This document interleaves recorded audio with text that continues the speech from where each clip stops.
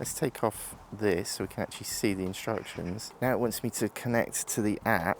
I downloaded the app from the Play Store and I've created an account. I'm going to press the camera button down here. I've never owned an Insta360 camera before, and already it's searching. So if you can set up the app before you open the camera, I think it might just speed everything up. Oh, maybe I need to click on Luna Ultra. There we go. I needed to click on the camera name and then confirm connection on the device. I'll just put that down here and click confirm.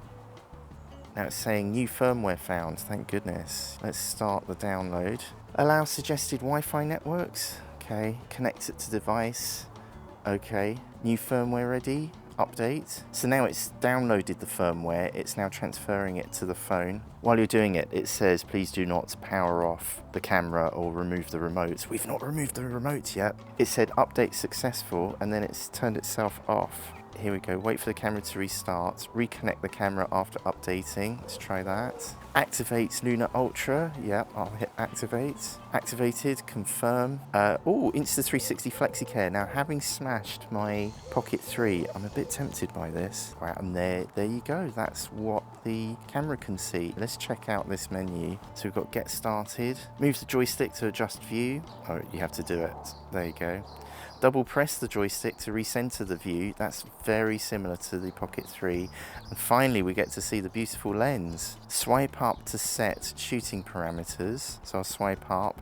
Now this is where I would change it because I'm in the UK. I'm going to put it on 25 frames. And do you know what? I shoot everything 1080p. Don't hate me. But this is why I'm different from the camera reviewers. I'm just a regular YouTuber. Swipe left to adjust image parameters. So we've got the beauty option, which I never use. Filter, let's have a look at the filters. So you've got these different filters. Press the shutter button to start recording. Should we do it? Let's go for our maiden voyage. I'm going to hit record. Hello. But I've got something on the menu screen now. Click joystick to start deep tracking. So I'll click the joystick once. I like this walkthrough tutorial, by the way. You can skip it. Start deep tracking. Double tap to quickly switch tracking subject. So here you can just click on it to track your face. The trouble I find with tracking is that it puts my face in the center. So if I move, it'll follow, but it always seeks to put my face in the center. Now you can adjust this. You click on the icon here. I can now choose where on the screen I want my face. So instead of being dead center, if I click the upper square there, just framing the top third, which I prefer. You can see on the screen it's kept the buttons there. I think to confirm it, there's a tick mark in the top right hand corner. So I'll click that. I've got the tracking enabled, so if I move, the camera moves with it. To turn tracking off, I'll just press the screen once. And then the tracking's disappeared, which means I can use the joystick now. So to stop recording, I'll press the stop button. Swipe right to view captured footage, and there I am. Swipe down to open the control center. So I guess these are all the settings. Always going a bit quick now. Swipe right to view camera storage. So you can see it's internal storage, 47 gigabytes. I haven't put the SD card in there. And you've got storage management, so I can format the storage on the camera or the card. I don't want to do that because I want to keep that video that I just took. So we've got some settings here. It's very, very reassuringly similar to the Pocket 3. And then the next page we've got some more settings here, custom buttons, the wireless mic control. I'll press here. These are the other options. We've got slow-mo, time-lapse, time shift, pano, that's I think a panoramic picture, photo and video.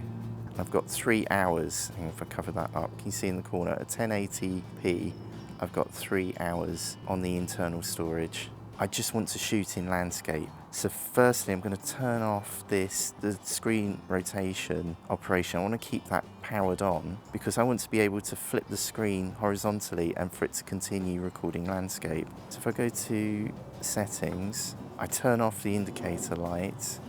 I don't want the beeps, the prompt sounds, I'll make that mute. I think the button I want is this one here. If I click on this, I can choose to shoot in portrait, adaptive portrait, and I just want to shoot in landscape. And then hopefully if I flip this screen this way, I can continue to shoot landscape, but with the screen minimized. Okay, I'm going to do the thing everyone demonstrates. You press the 2 red buttons here to remove the screen. Switch to touch screen remote audio reception. Let's do that. Let's try it.